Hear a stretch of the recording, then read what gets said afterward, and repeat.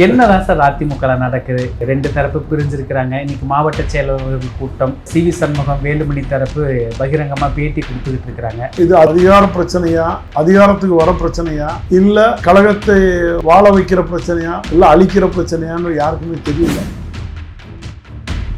CV Shanmugam, Velumani, Vijayabaskar இருந்தாலும் சரிதான், எடப்பாடி பழனிசாமி கூடால இருக்கிறவங்களும் இருந்தாலும் சரி, 2024 யாரு கூட கூட்டணி வைக்கணுங்கிறத ஒரு திறம்பட பண்ணிடலாம். நீங்க அப்படியே பாஜக கொத்தரிமை மாதிரி ஆயிட்டீங்க. எல்லாத்துக்கும் ஜிங்ஜாங் போட்டீங்களா? இன்னைக்கு தோல்வி அடைஞ்ச உடனே மட்டும் தலைமை மாறணும்னு சொல்லி வர்றீங்க.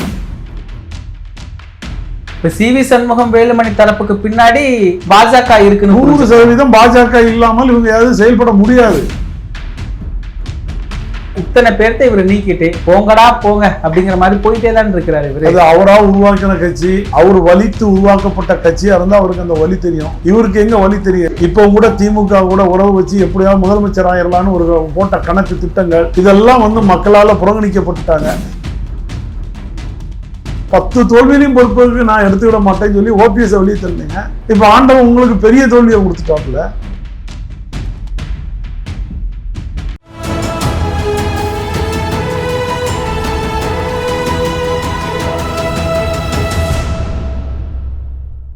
தமிழரம் நேயர்களுக்கு வணக்கம். இன்று நம்முடைய அரசியல் ஆய்வாளர் திரு நாஞ்சில் கோலப்பன் அவர்கள் இணைந்துள்ளார். சார் வணக்கம். சார் வணக்கம். எப்படி இருக்கிறீங்க சார்? நல்லா இருக்கேன். நீங்க எப்படி இருக்கீங்க? ரொம்ப நல்லா இருக்குது சார். என்னதான் சார் அதிமுக நடக்குது? ரெண்டு தரப்பு பிரிஞ்சிருக்கிறாங்க. இன்னைக்கு மாவட்ட செயலாளர்கள் கூட்டம், ஒரு பக்கம் சிவி சண்முகம், வேலுமணி தரப்பு பகிரங்கமா பேட்டி கொடுத்துக்கிட்டு இருக்கிறாங்க.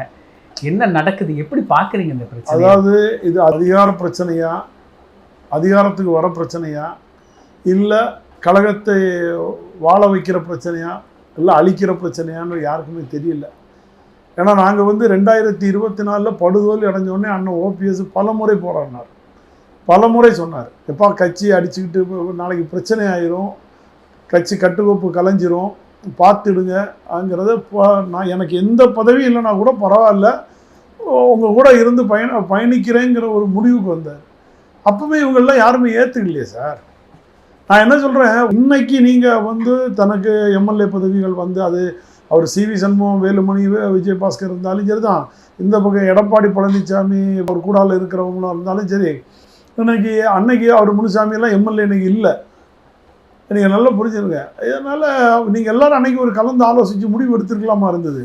எடுத்து 2024 யாரு கூட கூட்டணி வைக்கணுங்கிறத ஒரு திறம்பட பண்ணிடலாம். நீங்கள் அப்படியே பாஜக கொத்தரிமை மாதிரி ஆயிட்டீங்க. பாஜக கூப்பிட்டாரு, பாஜக கட்சி தலைவரை மாத்துறாரு, எடப்பாடி பழனிசாமி கூட்டணிக்கு தலைவருங்கிறாரு, அவரை மேடையில் உட்கார வச்சுட்டு ரெட்டை இன்ஜின் ஆச்சுன்னு மோடி சொல்றாரு. எல்லாத்துக்கும் ஜிங்ஜாங் போட்டீங்களா? எல்லாத்துக்கும் நீங்க போட்டீங்களா? இன்னைக்கு தோல்வி அடைஞ்ச உடனே மட்டும் தலைமை மாறணும்னு சொல்லி வர்றீங்க. நான் வரவேற்கிறேன், இல்லைன்னு நான் சொல்லலை. ஒரு தலைமை மாறணும்னு சொல்லி வர்றதை நான் வரவேற்கிறேன். அதை அண்ணன் பழனிசாமி ஏற்றுக்கிடணும். என்னுடைய கருத்து அவரும் ஏற்றுக்கிடணும். அதுக்கு என்ன நிவர்த்தி அதை நம்ம முடிவுக்கு கொண்டு வரணும். அதை வளர்க்க விடக்கூடாது. கூடி பேசுகிறேன்னு கூடி பேசுங்க. ஏன்னா நாங்கள்லாம் சண்டை போட்டு 4 ஆண்டு காலம் பயணித்து எங்களெல்லாம் அப்படியே நடுத்தெருவில் நின்ன மாதிரி நாங்கள்லாம் நிற்கிறோம், அனாதையாக நிற்கிறோம். அதிமுக தொண்டை சிதறப்பட்டு சிந்தப்பட்டு நிற்கிறோம். இப்போ யார் கைக்கு தான் போகும் சார்? என்னதான் இவ்வளவு சிக்கல்கள்? பொன்மலை சொல்கிறாரு, கற்பூரம் கரையலா, கட்சி கரையலாமா, நெஞ்சு பொறுக்குதுலேன்னு ஒரு அடிமட்ட அதிமுக தொண்டனுடைய கதறலை நம்ம பார்க்க. ஏன் இவ்வளோ நாள் புரியாமல் இருந்தாரா செம்மலைக்கு? கலங்கரை விளக்கமாக இருந்த அதிமுக இன்னைக்கு கற்பூரமாகிவிட்டது இல்ல? கலங்கரை விளக்கமாக தானே இருந்தது அண்ணன் செம்மலை அவர்களே. அதை இன்னைக்கு கற்பூர ரேஞ்சி கொண்டு விட்டு வச்சுட்டு நீங்கள் இன்னைக்கு கற்பூரமாகி விட்டது அணைகிறதுங்கிறது இது வேடிக்கையாக தெரியலையா? நீங்களும் தலைவர் காலத்திலேருந்து ஒரு உணர்வு மிக்க தொண்டர். நாங்கள் மறுக்கலை. தலைவர் உங்களுக்கு சீட்டே தரலனாலும் மேட்டூரில் நின்று சுயேட்சை நின்று அதிமுக கூட இணைஞ்சு பணியாடினவர், பல அமைச்சர் இலாக்காவில் இருந்தவர். உங்களுக்கு தெரியாதா கட்சி எந்த சூழ்நிலையை பார்த்து போயிட்டுருக்கு, யாரோட கைப்பாய்வைகளில் நம்ம மாட்டிகிட்டு முடிச்சுட்டு இருக்கிறோம் அதுங்கிறதெல்லாம் தெரியுமா தெரியாது? அதை ஏன் சொல்ல மாட்டேங்க? பாஜக இதில் எங்கே வேலை செய்யலைன்னு சொல்லி தான் நீங்கள் இன்னும் பாஜகவுக்கு ஜால்ரா போடுறீங்க. பாஜக தான் இதில் முழுமையான முறையில் கட்டி வேலை செய்கிறாங்க. பாஜக எப்படி அண்ணாமலையை எடுத்துக்கிட்டு எடப்பாடி பழனிசாமியை கொண்டு வந்தாங்களோ அதுபோல் எடப்பாடி பழனிசாமியை அப்புறப்படுத்திக்கிட்டு மீண்டும் அண்ணாமலையை கொண்டு களத்தில் இறக்கணும்னு முடிவெடுக்கிறாங்க. அவங்களுக்கு 2029 தேர்தலுக்கு தமிழ்நாட்டை தயார் பண்ணதுக்கு அண்ணாமலை வேணும். இப்போ அண்ணாமலை இறக்கிடுவாங்க.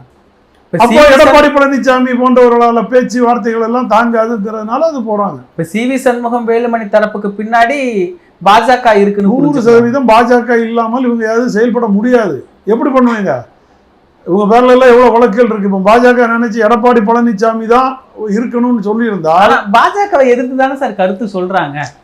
தரப்பு சிவி சண்முகம் தரப்பு அதெல்லாம் இப்ப சொல்லுவாங்க. ஏன்னா வேலுமணிய பேர்ல இருக்க வழக்குகள், விஜயபாஸ்கர் பேர்ல இருக்க வழக்குகள் எல்லாத்தையும் நீங்க சுட்டி காட்டு பாருங்க பார்ப்போம். ஏன்னா வெறும் எடப்பாடி பழனிசாமி பையன் பேர்லயும் மருமகன் சம்பந்தி பேர்ல இருக்கிற வழக்குகளை மட்டும் இல்ல, ஒட்டுமொத்தமா அவங்க பேர்ல எல்லார் பேர்ல இருக்கிற வழக்குகள் இருக்குல்ல.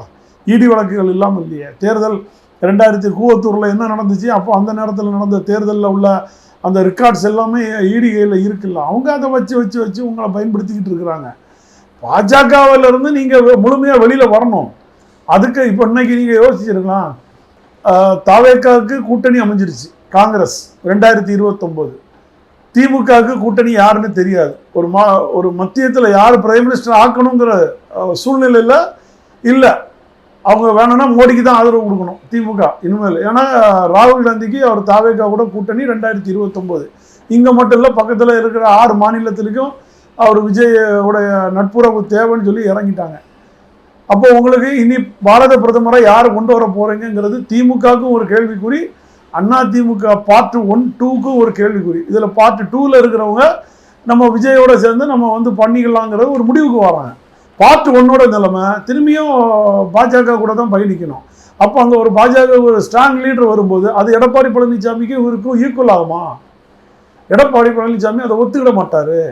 அப்போ எடப்பாடி பழனிசாமியை நம்ம மாற்றி தான் ஆகணுங்கிறது அவங்களோட வியூகம். அந்த வியூகத்தை இப்பவுமே களத்தில் இறக்கி விடுறாங்க. அதான் உண்மை. இப்போ இத்தனை பேரை நீக்கிறார். அதாவது இப்போ செயற்குழு பொதுக்குழு இப்படியே போய்கிட்டு இருக்கா, அடுத்து கட்சி யார் அப்படிங்கிற மாதிரியான ஒரு நிலைப்பாடு தான். இத்தனை பேர்த்த இவர் நீக்கிட்டு போங்கடா போங்க அப்படிங்கிற மாதிரி போயிட்டே தான் இருக்கிறாரு இவர். அது அவரா உருவாக்கின கட்சி, அவர் வலித்து உருவாக்கப்பட்ட கட்சியாக இருந்தால் அவருக்கு அந்த வலி தெரியும். எங்களுக்கெல்லாம் புரட்சி தலைவர் பொன்மனச்செம்மல் எம்ஜிஆர் அவர்களும் புரட்சி தலைவி அம்மா அவர்களும் உருவாக்கி வளர்த்த இயக்கம். இவருக்கு எங்கே வழி தெரியும்? இதில் 2011 கூட அமைச்சராக வந்தார். அவ்வளோ கூவத்தூரில் பேரம் பேசி வாங்கப்பட்ட முதல்வர் பதவி, நியமன பதவி. இப்போ கூட திமுக கூட உறவு வச்சு எப்படியாவது முதலமைச்சர் ஆயிடலான்னு ஒரு போட்ட கணக்கு திட்டங்கள் இதெல்லாம் மக்களால் புறக்கணிக்கப்பட்டுட்டாங்க. அதை அவங்க கொந்தளிக்கிறாங்க. இப்போ என்னை பொறுத்த வரைக்கும் நான் யார் பக்கம் கிடையாது, ஆனால் நடுநிலையோட சொல்கிறேன். அது அவங்க கொந்தளிக்கிறதுல நியாயம் இருக்குது, அதில் நான் மறுக்கவும் முடியாது. இப்போ சிவி சண்முகம் வேலுமணி போன்றவர்கள் உரிமைக்காக குரல் கொடுக்கும்போது நியாயம். ஆனால் அதே உரிமையை நீங்கள் 2024 உணர்ந்துருக்கலாம். இப்போ யார் பேச்சு கேட்குறாங்க இவங்க? இல்லை, 2 பேருக்கு பின்னாடியும் பாஜக நிற்குது சார். பார்ட் 1க்கும் பார்ட் 2க்கும் பின்னாடியும் பாஜக நிக்குது. எடப்பாடி கிட்ட இருந்து ஒரு டீம் பிரிஞ்சா இப்ப ஓபிஎஸ் போல திமுக ஒரு பலத்தை உருவாக்கலாம் நினைச்சிருப்பாங்க. அவங்களுக்கு தேர்தல் நேரத்தில் யாரும் தாவேக்கா கூட இணைஞ்சிடக்கூடாது அதுங்கிற ஒரு வியூகம். பாஜக ஒரு பக்கம் தாவேக்கா கூட பேரக்கூடாது நிற்கிறாங்க, திமுக ஒரு பக்கம் தாவேக்காவை வளர்த்துடக்கூடாது நிற்கிறாங்க. அதனாலதான் காங்கிரஸ் போய் இணைஞ்சிட்டாங்க. காங்கிரஸ் செஞ்சது 100% உண்மை. அடுத்த 2029 பாரத பிரதமர் மோடியே வர முடியாது. பிரதமராக வர்றதுக்கு அங்கீகாரம் கிடையாது. அவங்க RSS கொள்கை கோட்பாடு பிரகாரம் அடுத்த பிரதமர் வேட்பாளராக வர முடியாது. அடுத்தல வரக்கூடிய பிரதமர் பாஜக வெற்றி பெறுமோ வெற்றி பெறாதோ 2029 கணிப்பு. மோடி இருந்தால் தான் அது வெற்றி பெற வாய்ப்பு. மோடியே இல்லை. அப்போ பாஜகவோட தோல்விதான் நிச்சயம் அது பாரத நாட்டில். அப்படிங்கும்போது இன்னைக்கு தாவேகா தலைவர் கை காட்டுற ஆளு தான் நாளைக்கு பாரத பிரதமராக இருக்கக்கூடிய சூழ்நிலைக்காக காங்கிரஸ் அங்கே ஐக்கியமாகிட்டது. இங்க பாஜக எடப்பாடி பழனிசாமியை வச்சு ஒன்றும் செய்ய முடியாது. இன்னைக்கு கட்சிகள் சிதறுண்டு இருக்கும்போது தாவேக்காவை போய் குற்றம் சுமத்திட்டு இருக்காங்க. ஒரு மக்களால் தேர்ந்தெடுக்கப்பட்ட அரசை குறை சொல்லிக்கிட்டு இருக்காங்க. அதுதான் உண்மை. தாவேக்கா திரும்பி எடப்பாடி பழனிசாமியை முதலமைச்சர் ஆக்குறேன்னு பேரம் பேசுனாங்க பார்த்தீங்களா, அதுவும் பெரிய பேரம் தான், இல்லைன்னு யாருமே மறுக்க முடியாது. அது ஊரறிஞ்ச விஷயம். இனி நான் மறுக்கிறதுக்கு உங்க திமுகவில் இருக்க தொண்டனும் விரும்ப மாட்டான், அண்ணா திமுகவில் இருக்க தொண்டனும் ஏற்றுக்கொள்ள மாட்டான். அதான் உண்மை. இப்போ அதிமுகவை பொறுத்த வரைக்கும் லீமா ரோஸ் எங்கிருந்து வந்தாங்க, எதுக்கு இப்போ லீமா ரோஸ்க்கு ஒரு இம்பார்ட்டன்ட் வருது? ஒரு அதிமுகவே அவங்க கண்ட்ரோலில் போன மாதிரி ஒரு கட்டமைக்கப்படுது. அது அண்ணன் பழனிசாமி தான் சொல்லணுங்க. நாங்கள் இருக்க வரைக்கும் லீமா ரோஸ் யாருன்னு தெரியாதுங்க. அவங்க திரும்பி புது பணக்காரங்களாம் உள்ளே சேர்த்து வச்சுருந்தாங்க. நாங்கள் அதை 2024 சொன்னோம். கான்ட்ராக்டுக்காரன் இதெல்லாம் இருக்கிறவங்க உழைச்சவனை ஒதுக்கப்படுகிறார்கள், பணம் இருக்கிறவங்கள சேர்த்துக்கிட்டாங்க. அதான் அண்ணன் பொன்னையன் கூட என்கிட்ட பேசும்போது, எப்பா இனி பணக்காரன் இருக்கிறவங்கப்பா கட்சியை வழி நடத்துவான்னாங்க. அதுபோல் அந்த அம்மா கிட்டத்தட்ட 450 கோடி ரூபா கொடுத்துருக்கிறதாட்டி கேள்விப்பட்டோம். அதை வந்து பரிசீலனை பண்ணுவாங்க. இப்போ எல்லாரையும் நீக்கினாங்க, அந்த அம்மா பற்றி நீக்கலையே, அந்த அம்மாவோட கட்சி பொறுப்பு கூட நீக்கலையே. மகளிர் அணி இணைச் செயலாளராக துணைச் செயலாளராக ஏதோ ஒரு பொறுப்பு கொடுத்தாங்களா? ஏன் எடப்பாடி பழனிசாமி பயப்படுறாரு? அதுக்கு பின்புலம் எங்கே இருக்குது, யார் இருக்காங்க? அது நீங்கள் நல்லா புரிஞ்சுக்கணும். அவங்க இருக்கிறது தாவேக்காவுக்கு ஆதரவு கொடுக்காங்க, தாவேக்கா அவர் தலைவர் அவர் விஜயை வந்து கையை பிடிச்சி முத்தம் கொடுக்குறாங்க, முழு ஆதரவுங்கிறாங்க. அவருடைய திட்டத்துக்கு எல்லாத்துக்கும் ஏர்போர்ட்டில் வரவேற்பு கொடுக்குறாங்க. பார்க்கும்போது அந்த அம்மா தான் பொதுச் செயலாளராக தோணுறாங்க. எங்கே வெளியிலேருந்து பார்க்குறவங்களுக்கு எடப்பாடி பழனிசாமி, ஏன் எடப்பாடி பழனிசாமி இது வரைக்கும் அவங்க மேலே நீக்கப்பட்டியல் கொண்டு வரல? முடியல சார், அவரால் முடியல. அப்போ அந்த தோல்வியை பொறுப்பை ஒத்துக்கிட்டு இந்த தோல்விக்கு நானே முழு பொறுப்பு எடுத்துக்கிட்டேன் சொல்லணும். 10 தோல்வியிலையும் பொறுப்புக்கு நான் எடுத்துக்கிட மாட்டேன்னு சொல்லி ஓபிஎஸை வெளியே தள்ளுங்க. இப்போ ஆண்டவன் உங்களுக்கு பெரிய தோல்வியை கொடுத்துட்டாப்புல, நல்லா புரிஞ்சுருங்க. இதுக்காக நீங்கள் பொறுப்பு. இப்போ திமுக தலைவர் ஸ்டாலின் வந்து தொண்டர்கள் பிரிஞ்சிடக்கூடாதுங்கிறதுக்காக இந்த தோல்விக்கு நானே முழு பொறுப்பு எடுத்துக்கிறேன். வரவேற்கிறோம், நாங்கள் ஒரு அரசியல் விமர்சகராக பார்க்கும்போது அதை வரவேற்கிறோம். ஆனால் அதே நேரத்தில் நீங்கள் அதை ஒத்துக்கிட மாட்டேங்கிறீங்க. நான் ஒருத்தன் தான் செய்தேன்னு நீங்கள் ஒருத்தர் தான் ஏன் பொதுச் செயலாளர்? இப்போ 10 பேர் பொதுச் செயலாளர் இல்லையே, இந்த ஒருங்கிணைப்பாளரையும் வெளியே தள்ளி விட்டுட்டீங்க. இப்போ லீமா ரோஸ், ஆதவ் அர்ஜுனா அப்படி ஒரு கனெக்ட் பண்ணுறாங்களே, அந்த 25 பேர் 30 பேர்த்த தலைமை சபாநாயகர்கிட்ட கொண்டு போனதே ஆதவ் அர்ஜுனா அப்படிங்கிற மாதிரி ஒன்று கனெக்ட் பண்ணுறாங்க சார். அதாவது அவங்க கொண்டு போனாங்களா இவங்க கொண்டு போனாங்களா இல்லை, அந்தந்த சட்டமன்ற உறுப்பினர்கள் விருப்பப்பட்டு தாவேகா கூட இணையணுங்கிறது முன்னாடி. இப்போ அதிமுக இருக்கிறவங்களும் அதே மாதிரி சொன்னாங்க, எடப்பாடி சைடில் இருக்கிறவங்களும் சொன்னாங்க. அதே போல தான் நாங்களும் சொல்லியிருந்தோம். அண்ணன் ஓபிஎஸ் அவர்களோட இருக்கும்போதும் ஒரு 95% நாங்கள் வந்து தாவேகாவோட இணையணும்னு சொல்லி தான் நாங்கள் தீர்மானமே போட்டோம். அவர் டிஆ டிஆன்னு கேட்கும்போது 95% நாங்கள் தாவேகா தான் கொடுத்தோம். ஆனால் தலைமை ஏற்றுக்கிறது இல்லையா? அந்த ஒரு சூழ்நிலைக்கு அவர் தள்ளப்படுறாரு, தாவேகா கூட இணைய போறாரு சொல்லும்போது எடப்பாடி பழனிசாமியும் ஸ்டாலினும் 2 பேரும் கூட்டு சதி போட்டு ஓபிஎஸ் திமுக பக்கம் இழுத்துட்டாங்கிறதா எங்களுடைய பார்வை. உண்டா இல்லையா? இவர் போய் தாவேகா கூட இணைஞ்சிட்டா நாளைக்கு 10-50 சீட்டை வாங்கிட்டாருன்னா சிக்கலாயிரும், தாவேகா வளர்ந்துட்டுனா கஷ்டமாயிரும்னு சொல்லி தேர்தலுக்கு முன்பாகவே எடப்பாடி பழனிசாமியும் திமுக தலைவர் ஸ்டாலின் அவர்களும் கூட்டு சதி போட்டுக்கிட்டு தான் தேர்தல் பரப்புரையில் பால்டாக்குங்கிறதும் இது கார்பெட்டு சொல்றதும் மக்களை ஏமாத்துறாங்க இந்த 2 பேரும்ங்கிறது இப்போ வெட்ட வெளிச்சமா அந்த 108ஆம் நம்பர் வந்து தாவேகால நின்று எல்லாரோட முகத்திரையும் கிழிச்சு காட்டிடும்.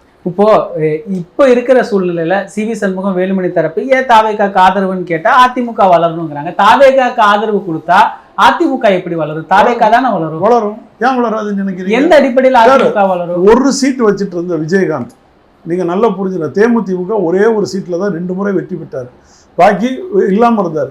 அந்த கட்சிக்கு ஒரு அங்கீகாரத்தை கொடுத்தது யார்? அதிமுக. அம்மா கூட்டிட்டு வந்து எதிர்கட்சி தலைவரை உட்கார வச்சாங்க, 45 சீட்டு கொடுத்தாங்க, அதில் வெற்றி பெற்றார். அவருக்கு திரும்பி அவருடைய லூஸ் டாக் பிரச்சனைகள், அதனால நிறைய எதிர்ப்பலைகளால் அவர் வெளியே போனார். அவர் மட்டும் கடுமையான கொடுத்துக்கிட்டே வந்திருந்தாருங்களா, அம்மாவின் மறைவுக்கு பிறகு விஜயகாந்த் தான் அன்னைக்கு திரும்பி முதலமைச்சராக இருப்பாரு. அது போல நான் என்ன சொல்றேன், இன்னைக்கு மக்கள் பலம் அதிகமா 1.25 கோடி 35% ஓட்டு வச்சிருக்க விஜய் கூடால இன்னைக்கு அதிமுக பார்ட் 2 இவங்க போய் சேர்ந்துக்கிட்டாங்கன்னா ஆதரவு கொடுத்த போது அமைச்சராக அதிமுக ஓட்டை எடுத்ததே தாவேகா தானே சார். அதிமுக ஓட்டு பெருமளவுல திரும்பி தக்க வைக்கலாம்ல சார். அந்த இடத்துல நீங்க வந்து அதிமுகங்கிற ஒரு பேனரோட கொடியோட சின்னத்தை காப்பாத்தி இவங்க வந்து அங்க ஒரு அமைப்பை வச்சாங்கன்னா இவங்களுக்கு நாளைக்கு ஒரு 40 எம்பி சீட்ல ஒரு 20 சீட்டை கேட்டு வாங்கலாம், 20 எம்பிக்களை பெறலாம், நாடாளுமன்றத்தில் அதிமுகவோட குரல் ஒலிக்கலாம், அடுத்தால வரக்கூடிய 224 சீட்டில் இவங்க பங்குக்கு ஒரு 100 சீட்டை கேட்டு நிற்கலாம். தாவேகா தலைவர் ஆட்சியிலையும் பங்கு கொடுக்கார், அதிகாரத்திலையும் பங்கு கொடுக்கிறார். நல்லா புரிஞ்சிருங்க. அப்போ அதிமுக உடைச்சது தாவேகான்னு எடுத்துக்கலாமா? அதிமுக வந்து உடைச்சது தாவேகான்னு எடுக்கிறத விட தாவேகா வளர்ச்சிக்கு அதிமுக உறுதுணையும் அதிமுக உடைக்குது அப்படிங்கிற ஒரு பார்வை இருக்கு. ஆனா இப்ப இந்த பிரச்சனை, அந்த பார்ட் 1 பார்ட் 2 பிரச்சனை பார்க்கும் பொழுது தாவேகா பின்னாடி இருந்து வேலை செய்யறது தெரியுது சார். அதாவது அவர் வேலை செய்யணும்னு அவசியமே கிடையாது சார். நான் இப்போ கூட சொல்றேன், அவரு என்னை பொறுத்த வரைக்கும், தாவேகா தலைவரை பொறுத்த வரைக்கும் என்னுடைய பார்வை, அவர் இப்போ ஒரு 6 மாசம் நீங்க இப்போ ஃப்ளோ டெஸ்ட் முடிச்சிட்டீங்க, இன்னும் ஒரு 6 மாசத்துக்கு ஃப்ளோ டெஸ்ட் இல்லை. இந்த 6 மாசத்துல அவர் வந்து என்னென்ன அமைப்பு, என்னென்ன சட்ட ரீதியா என்னென்ன பண்ணலாம், என்ன கட்டமைப்பு பண்ணனா இந்த அரசாங்கத்தை கண்டுபிடிக்கலாம்னு சொல்லி போயிட்டே இருப்பாரு. 6 மாசத்துக்கு ஒரு கலைச்சிக்கியான்னு சொல்லிட்டு போயிட்டாருன்னுங்களா. அடுத்த 6 மாசம் கழிஞ்சு கலைச்சா 80ல் எப்படி புரட்சி தலைவர் எம்ஜிஆர் 200 சீட்டுக்கு மேல வந்தாரோ அதே மாதிரி 234 சொல்லி 234 அடிச்சுட்டு வந்துருவாரு. அந்த அளவுக்கு மக்கள் ஆதரவு பெறுகிறோம். நீங்க இந்த 6 மாசம் அவரை வந்து என்ன பண்றீங்க, பாஜகவுக்கு பயந்து கவர்னர் ஆட்சிக்கு பயந்து இந்த 6 மாசம் அவரை வேலை செய்ய விடுறீங்க. ஆனா அவர் அரசியல் செய்யறாரு சார். இப்ப தாவேகா தலைவருக்கு சம்பந்தம் இல்ல அவரு அது உடைக்க விரும்பல அப்படின்னா எல்லாத்தையும் கட்சி தலைவரை தான் பாக்குறாரு. இங்க மட்டும் ஏன் சிவி சண்முகம் வேலுமணி தரப்பை போய் பாக்குறாரு, எடப்பாடி பழனிசாமியை பார்க்காம? முன்னாள் முதலமைச்சர், ஒரு கட்சியோட பொதுச் செயலாளர், இவரை பார்த்துட்டு அவங்கள பார்த்திருந்தா கூட 2024 தேர்தல்ல எடப்பாடி பழனிசாமி ஒதுங்கி போயிட்டாரு. அப்போ கட்சி 2ஆ இருந்தது. அதிமுக ஒருங்கிணைப்பாளரா OPS, அதிமுக இணை ஒருங்கிணைப்பாளரா எடப்பாடி பழனிசாமிங்கிறது தான் தேர்தல் ஆணையம் இன்று வரை தீர்ப்பு ஒழுங்காத ஒரு தீர்ப்பு இருக்கு.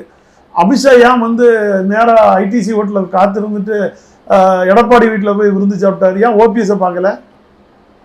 ஏன் பார்க்கல சார்? அதை யாரையாவது கேள்வி கேட்குறீங்களா சார்? அமித்ஷாவுடைய நான் கேட்கறது, நீங்க விஜய் பார்த்தாருன்னு சொன்னா பாஜக அமித்ஷா சரியா தவறா? அமித்ஷாக்கு ஒரு தேவை இருக்கு. மோடி வந்து மோடி கிட்ட கெஞ்சி கேட்டாரு, லெட்டர் வச்சு. விஜய் உங்களை மாதிரி ஒரு தலைவனே கிடையாதுன்னு சொல்லி கேட்டாரு, ஒரு லெட்டர் அனுப்புனார். அந்த லெட்டரை வெளியில விட்டு அசிங்கப்படுத்துறீங்க. ஆனா அதே எடப்பாடி பழனிசாமியை பார்த்தீங்க, நல்லா புரிஞ்சுருங்க. நீங்க செய்தா என்னது தக்காளி தேவை இருக்கிற மாதிரி விஜய்க்கு ஒரு தேவை இருக்குன்னு எடுத்துக்கலாம்ல. எடுத்துக்கிடுங்க, வேண்டாம்னு சொல்ல வேண்டாம். அரசியல் தானே சார். இந்த கட்சி உடையறதுல விஜய் விருப்பப்படுற இந்த கட்சி உடையறது இல்ல சார். அவருடைய சின்னத்தை நீங்க தூக்கிட்டீங்க எடப்பாடியில. அப்ப அவருக்கு அந்த வேதனை இருக்கும். அவங்கள திருடன்னு சொன்னாரு, கட்சியை நீ திருடிட்டேன்னு சொன்னாரு. கடைசியில அவரை எப்படி போய் திருடனை பார்க்க மனசு வரும்?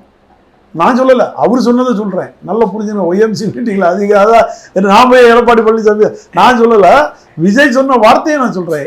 இதை திருடிட்டாரு, நீ திருடிட்டு 98,000 ஓட்டு வாங்கிட்டு வந்து தம்பட்டு அடிக்கக்கூடாது. இதனால மற்ற சட்டமன்ற உறுப்பினர்களுக்கும் பாதிப்பு. அவர் அன்னைக்கு லாஸ்ட் ஸ்பீச் மற்ற எல்லாத்துக்கும் பாதிப்பு வந்து அதுதான் இன்னைக்கு எல்லாரும் பொங்கி எழுதுறாங்க.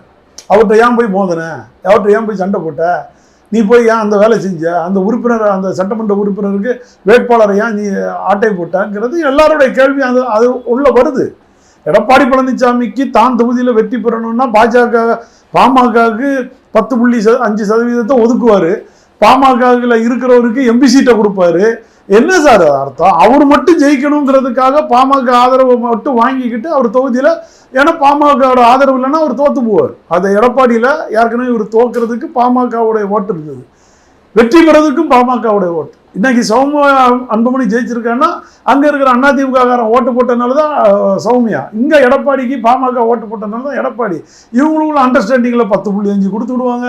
அப்போ மற்றவங்களும் தமிழ்நாட்டில் நீங்கள் 2 தான் கட்சி ஆட்சியா? என்ன சார்? அதாவது அந்த இதெல்லாம் இன்னைக்கு வெடிச்சிருச்சு. இன்னைக்கு அடிமட்டத்தில் இப்போ RB உதயகுமார் தோற்றுருக்காரு, ராஜன் செல்லப்பா தோற்றுருக்காரு. இவங்கெல்லாம் இன்னைக்கு போகலை. ராஜன் செல்லப்பா போன்றவர், செல்லூர் ராஜ்யம் போன்றவரெல்லாம் போகலை. இவங்களுக்கெல்லாம் தென் மாவட்டத்தில் பயங்கரமான அடி வீழ்ச்சி. அது விஜயோட வயசு தமிழ்நாடு முழுக்க பரவிடுச்சு. அதுதான் நீங்க பார்க்கணும். இப்போ இது எடப்பாடி பழனிசாமியோட வீழ்ச்சியா எடுத்துக்க முடியுமா? இப்ப திமுகவும் தோற்று இருக்கிறாங்க, அதிமுகவும் தோற்று இருக்கிறார்கள். விஜயோடைய எழுச்சி, விஜய்க்கான ஒரு அலை எதுவோ இருக்கட்டும், அதுல எடப்பாடி பழனிசாமி மட்டும் காரணம் இருப்பாரு. இந்த மாதிரி சார், திமுக பல ஆண்டு காலம் தோல்வியை பெற்ற கட்சி, வெற்றியும் பெற்றது தோல்வியும் பெற்றது. அவங்களோட கட்டமைப்பு குலையாது சார். ஆனா இங்க கட்டமைப்பு குலைஞ்சு போச்சு. வாக்கு அடிப்படையில 1,20,00,000 ஓட்டு பக்கம் வாங்கியிருக்காருல்ல சார்.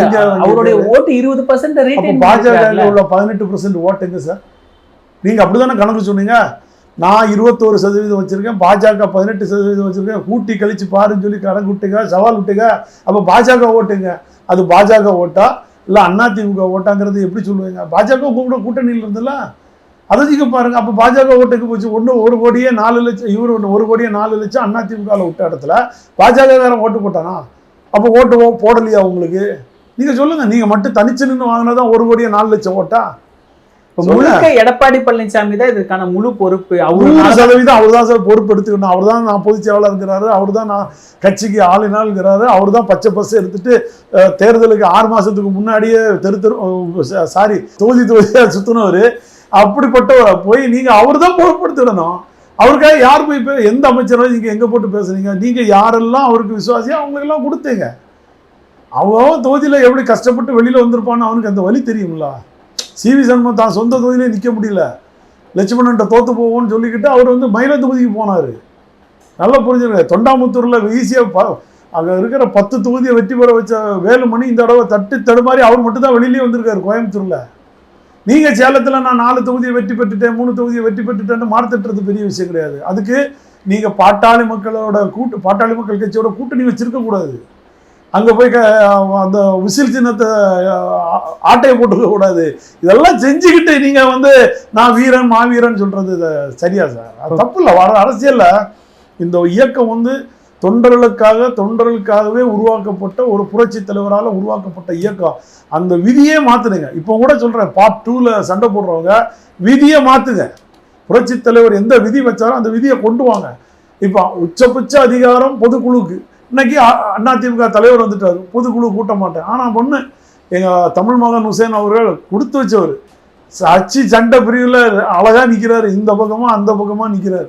மனசாட்சி உண்டுமானா அவர் எம்ஜிஆரோட பக்தனாக இருந்தார்னா அவர் உண்மையாக அவரோட கடைசி காலத்தில் நடக்கணுங்கிறது என்னோட அன்பான வேண்டுகோள். அது எனக்கு ஒரு முறை என் மாமா தான், என்னுடைய அரசியல் குருநாதர் தான்.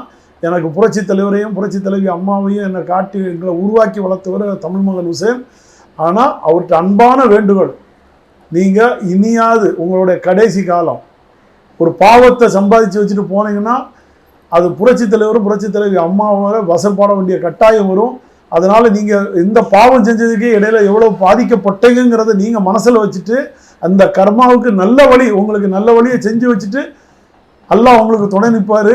அங்கே ஒரே கருத்தில் எம்ஜிஆரும் அம்மாவும் ஆன்மாவும் இருக்குன்னா தமிழ் மகன் ஹுசேன் அவர்களுக்கு அவைத்தலைவர்களுக்கு நீதி நேர்மை இந்த கட்சிக்கு என்ன நல்லதோ அவைத்தலைவராக இருந்து செயல்படுங்க.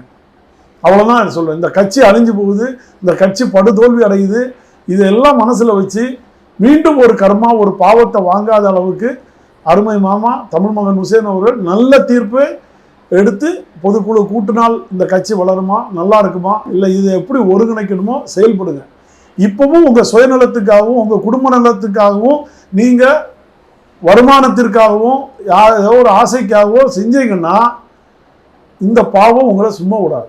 அடுத்து என்னதான் நடக்கும்? யாருக்கு ஏதாவது ஓங்கிருக்கு? Part 1ஆ part 2வா? எப்படி அதிமுக முழுவதும் சிதைஞ்சு போயிருமா? மறுபடியும் ஏற்பட்டவே இருக்கிற பிளவுகள் இவங்க வாங்கின தீர்ப்பு பிரகாரம் பார்ட் 2க்கு தான் கை வாங்கும். ஏன்னா இன்னைக்கு அவங்கள்ட்ட 30 எம்எல்ஏ அதிகாரம் அவங்க கையில் தான் இருக்குது. அதிகாரம் யார்கிட்ட இருக்கோ அவங்க கை வாங்கும். அவங்க தான் பொதுக்குழுவை கூட்டணும்னு சொல்ல முடியும். அங்கெல்லாம் நீங்கள் வந்து உச்ச நீதிமன்றத்தில் வாங்கின வழக்குகள் இருக்குது. நாங்கள் வாங்கும்போது அதை எதிர்த்து போராடினோம். நீங்கள் அதை எதிர்த்து அமல் பண்ணுவீங்க. தேர்தல் கமிஷனில் நாங்கள் என்ன விதிகளை வச்சோமோ அதுக்கு எல்லாமே எதிர்மறையாக போய் பேசினவர் தான் நம்ம அண்ணன் CV சண்முகம். இன்னைக்கு அவங்களுக்கு அந்த நிலைமை. அதே சூழ்நிலை அண்ணன் எடப்பாடி பழனிசாமிக்கு அரசன் நன்று கொள்வான் தெய்வம் நின்று கொள்ளும். இறைவன் உடனே உங்களுக்கு அந்த தீர்ப்பை காட்டுறான். இப்பவும் சொல்கிறோம், நாங்கள் எல்லாம் காத்துட்ருக்கோம், ஒன்றிணைய காத்துட்ருக்கோம். எங்களுக்கு ஈகோ கிடையாது. அண்ணன் OPS கூட அவமானப்பட்ட சூழ்நிலையில் தான் திமுகவில் பயணிக்கிறாரு. அவரையும் நீங்கள் அரவணைச்சு கூப்பிடுங்க. அவர் மன உடைஞ்சிருக்கிறாரு. திமுகவால் வாங்கப்பட்ட போடி தொகுதியை ரிசைன் பண்ணிட்டு அவரை வந்து நிப்பாட்டுங்க. அதுக்கு பிறகு நீங்கள் நல்ல ஒரு முடிவு எடுங்க. ரெட்டையிலை சின்னத்திலே அவரை மீண்டும் போடி தொகுதியில் நிப்பாட்டி விட்டு வெற்றி பெற வைங்க. அதுக்கு தாவேகா கூட ஆதரவு வைங்க. வெற்றி பெறலாம்.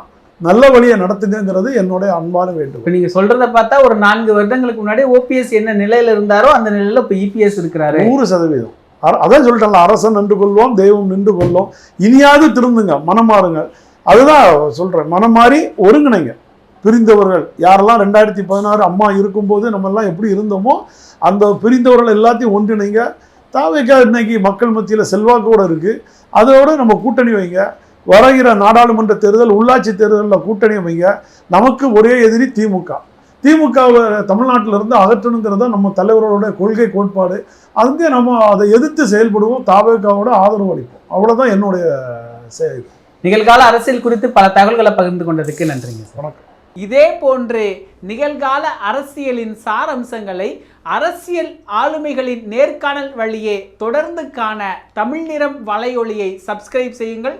தங்களின் மேலான கருத்துக்களை கருத்துளை பெட்டியில் பதிவிடுங்கள். நன்றி, வணக்கம்.